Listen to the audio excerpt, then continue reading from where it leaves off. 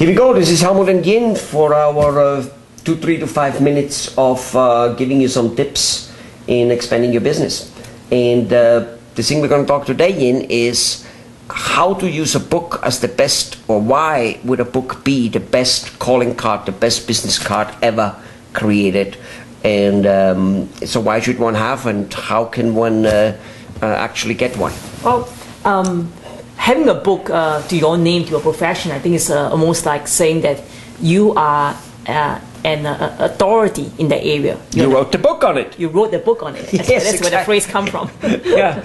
Okay. And from young, I think we have been educated from school to always respect books, education, respect teachers, and even right now, in the normal school faculty, right, a professor who does not publish any book or write any textbook on any subject that he's lecturing on, he actually will not advance on the faculty ranking.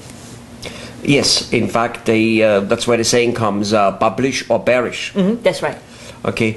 Okay. So we talked, however, a lot how the internet and the social media and publishing videos like we do now here, publishing articles on thousands and thousands of sites, literally, keyword packed with the correct titles, and even the same article with different titles, and so anyways, to be seen in the masses there.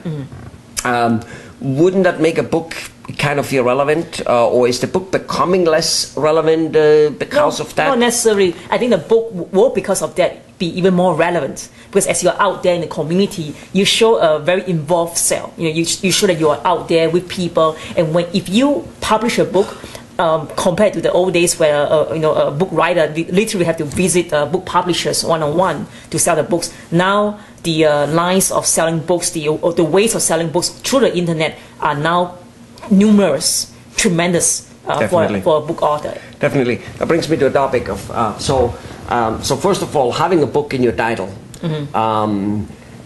is super important, because he wrote the book on it. That's right. Okay. Now, first of all, there are two ways of publishing a book.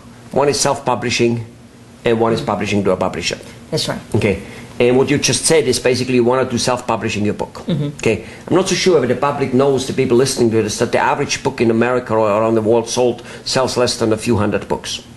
A year. A year. Yeah. No, period. Okay. Period. Period. They go nowhere. Another thing is a misconception that books in a bookstore like Barnes & Noble and stuff will make a book selling. No, they won't. No, not true. They won't at all. Right. Because you get 1 or 2 books somewhere up there, except if you're Bill Clinton or somebody like that, yes, then you get your book, you get real estate, literally prime real estate, otherwise it doesn't sell.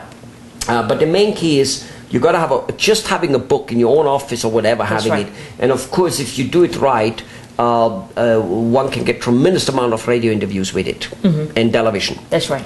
Yeah, because as you probably noticed, most interviews with people, even on Oprah and stuff like that, it's the guy has a book or a movie out. That's right.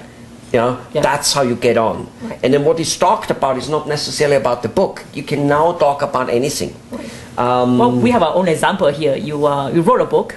I wrote a book. Yes, and by doing so, we find that people will actually they read the book, or they found about the book through some press releases that we have, and they call us and then say that we want to interview you. So that was actually all done because of the book. Of course, we can be also known as an expert, but I think the book helped tremendously in that area. Yeah, never mind that the book got me a whole tour of speaking engagements in India. That's true. To hundreds and hundreds of people.